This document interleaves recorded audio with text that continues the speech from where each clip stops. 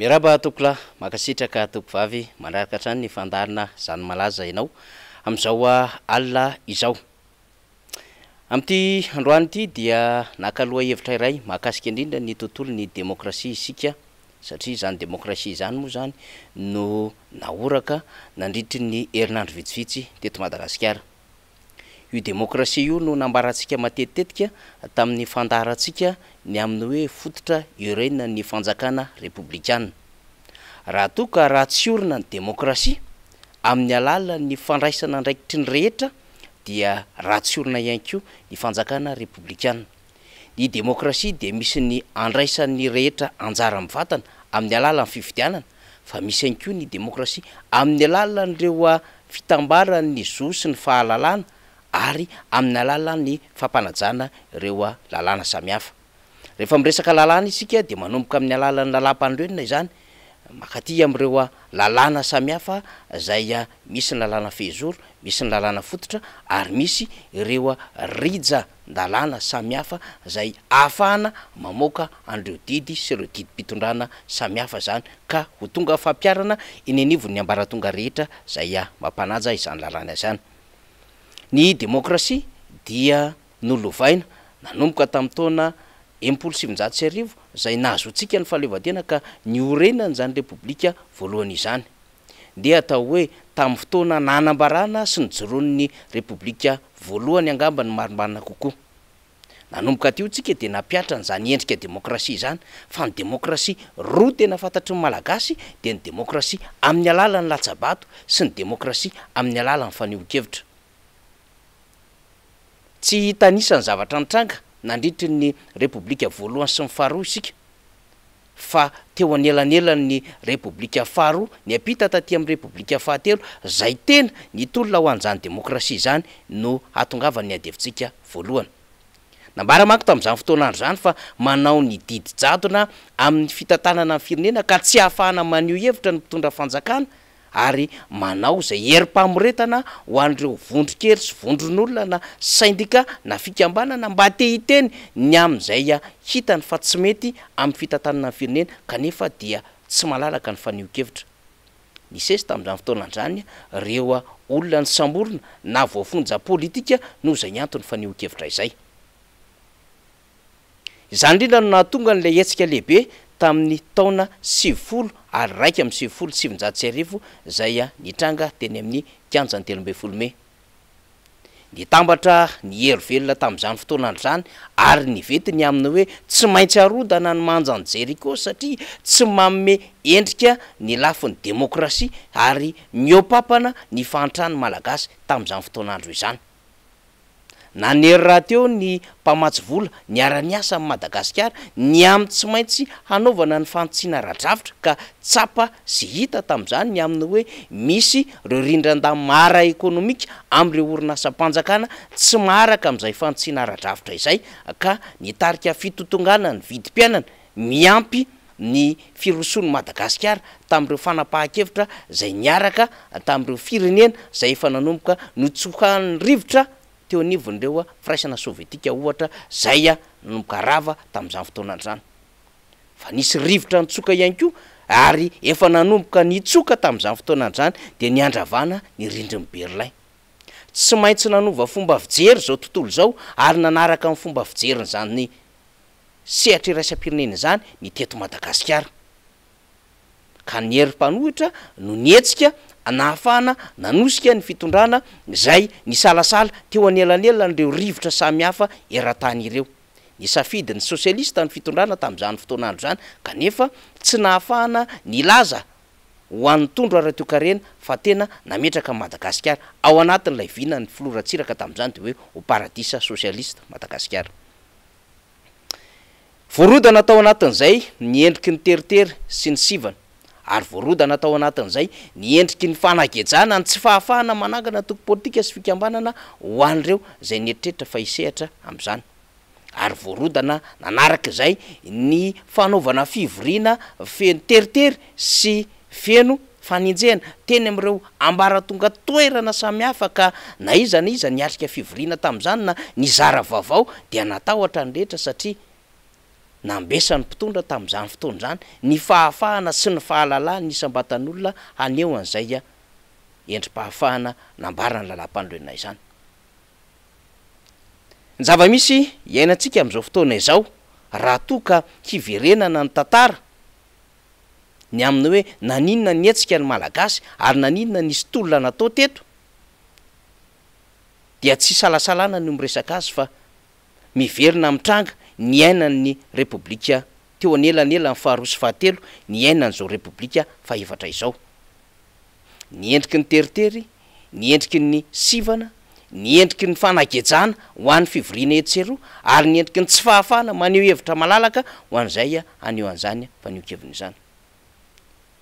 Mifakaiza amin'ny tsy fahafahana manangana toko politika moa ny tsy famelana amin'ny mpanohitra amin'ny alalany fampanajana ny lalàna zay tokony amoana didy fampiarana ny amin'ny lalàna 2.4 sy 4 tsipika 3.4 ny am'izay andraikitra lehibe tokony hitsangana amin'ny mpanohatra amin'ny mampanohatra azy zany. Fa inina tsy avoaka ny didy fampiarana satria matahotra ny etsiky ny mpanohatra sy ny faneokevitry ny mpanohatra ary ny fandraisana andraikitry ny mpanohatra sy ny lalàna mametraka ny mpanohatra ao anatin'ny andraikitry ny androm-panjakana fanaraha-maso zany androm-panjakana izany ny fitondrana. De tahakan'le hoe tsy famelana ny antoko politika nijoro tamin'ny fotoanandro zay nisiny ny faneriterena sy ny tsy fahalalana izany. De zany mihitsy ny zava-misy am'izao fotoana zao satria tamin'izany fotoanandro zany dia maro reo naneo hevitra kanefa dia nosamborona no fonjainy. Mety miseho amin'ny endriny samihafa izany satria ny am'izao fotoana zao de miazakazaka any mondialisation sy ny teknôlôjia tsika ka misy ny tambajotra sosialy. Ka reo zay maneho hevitra amin'ny alalan'ny tambajotra sosialy no enjehana mafy ankehitriny. Reo zay miantso fidinana an-dalambe ka hifampitafa mivatana amin'ny vahoaka de hiara-ny fanenjehana sy fisamborana ary fanagadrana ankehitriny. Tsy olom-boafidy io, tsy olo-tsotro, tsy mpitarika politika io, tsy mpitarika fikambanana de hiaran'izany avokoa ary tsy mety mahita rariny sitsiny eo anatrehan'izay fampiasana an'izay zo fototra izay. Ny fanjakana nefa de miteny mandrakariva ny aminy hoe misy lalàna eto ary ajao ny lalàna kanefa rehefa mandeha ny fangatahana samihafa de tsy mba mahazo na misitraka izany lalàna amin'ny fahazon-dalana maneho fihetsiketsehana izany ny mpanohitra. Jigaga isika raha ohatra ka namoaka ny teo anivon'ny TV5 Monde ny amin'ny tsy fahafahana maneho hevitra eto Madagasikara ka nasongadiny izy ireo tamin'izany ny am'ireo kritika samihafa ateo ny mpaneho hevitra eny anivon'ny tambajotra sosialy ka nahazon'ireo sazy izany, nahazon'izy ireo fanenjehana izany ary nahazon'izy ireo fampiatsoana teny am'ireo ambaratongan-drafitra manomboka any cybercriminalité eny anivon'ny zandary ary eny anivon'ny fitsarana. Voahelingely arakarak' izany ny zon'ny isambatan'olona hilaza sy hampatsiaha ary hisitona sy hampaneny ny lakolosy ho an'ny zava-misy eto Madagasikara. De tahaka ny nefa mampisaina lalindalina kokoa ny amin'ny hoe tsy mbola nisy fanjakana amin'ny fandimby hampiditra ny programa nasan'ny fonja raha tsy ity fanjakana ity.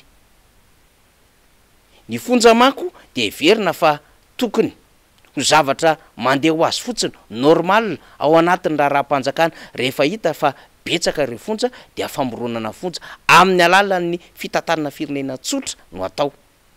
Fa ny fampidirana programa sy fanitarana fonja zay everina fa manara-penitra na haute sécurité dia mametraka avy hatrany ny amin'ny fanenjana ny fanjakana ny amin'ny hanerena sy andrangarangana reo zay maneho hevitra am'izany fampidirana ponja izany.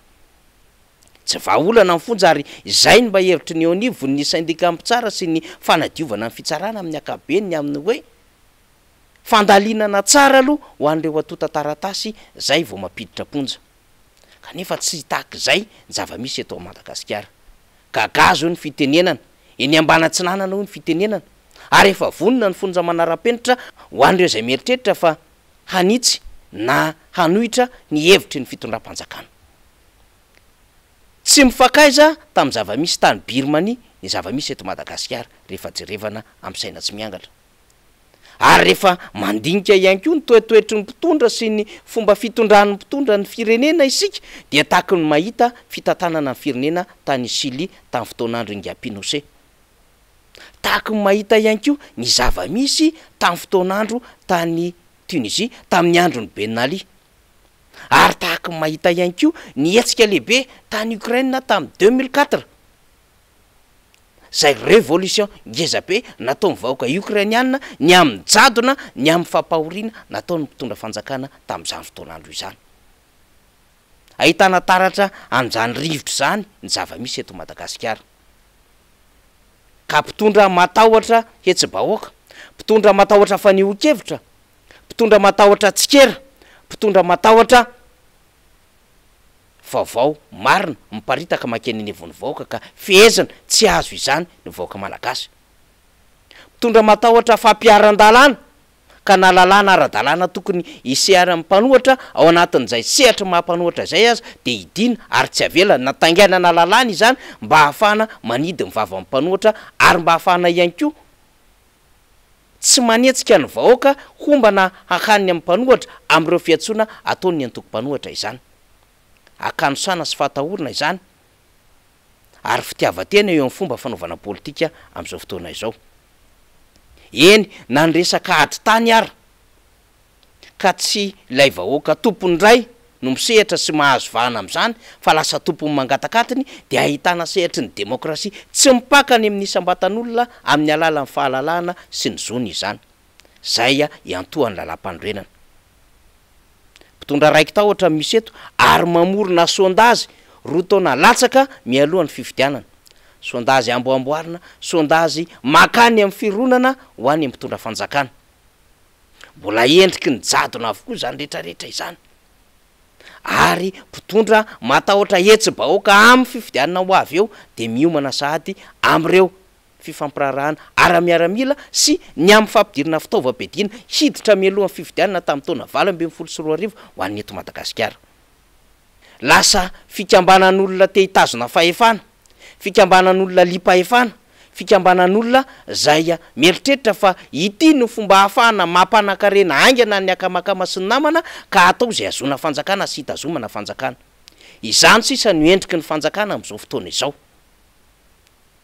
Lay fanjakana zay ny matimatesany malagasy nakazy teo ampelantanany vahiny kanefa dia miverina tsikelikely eo anatrehan'ireo tompo menakely sy ireo goaika ny vahiny sy rajakom-bazaha zay mitazona ny fahefam-panjakana zany amin'izao fotoana izao.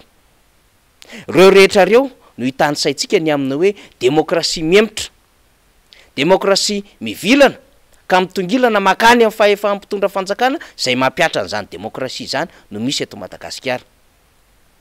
Iza nefa nipototra sy potehanao anatin'izany de noavy ny vahoaka malagasy sy ny firenena iray manontolo. Isika de efa niresaka fa ny tsy fiomanan'ny mpitondra nitondra fanjakana no mamotika ny fiainan'ny malagasy amin'izao fotoana izao. Ny tsy fiomanan'ny mpitondra hiomana hitondra fanjakana no mahatonga ny fitotongana ny toika reny ny firenena amin'izao fotoana izao. Ary ny tsy fiomanan'ny mpitondra hitondra fanjakana no antsahany izy ireo lalàna satria ny lalàna nafatany ary de inindrana satria tsy mampitombo ary tsy mamevana ny fahefana ahafahany mitazona amin'izao fanjakana mandalo izao. De ny diplôma pisolelahana manoply vavan'ny UMC sy ny merci président no mahazo vahana ao anaty lapa ary reny manipoditra akondro ny filohan'ny repoblika sy ireo mpiray petsapetsa aminy mba hahafahana mifikitra ao anatin'ilay fahefana ka amironona mpanankarena vaovao indray hampitombony ambainday niaraka-reny izy ireo fa etsakilana nefa dia mijaly ary mitotongana sipotika ny fiainan'ny vahoaka malagasy. Vokatry ny demokrasia daholo izany rehetra resantsika izany. Na tiana sy tiana tsy maintsy manarina izany endriky ny demokrasia makany amin'ny demokrasia tena mitolomana zany ny vahoaka malagasy.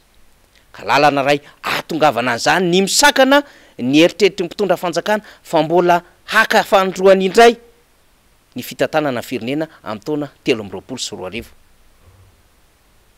Ny endrika atongavana zany famerenana ny demokrasia tena izy zany ihany koa ny fiatrehana ny fikaonan-doha nasionaly.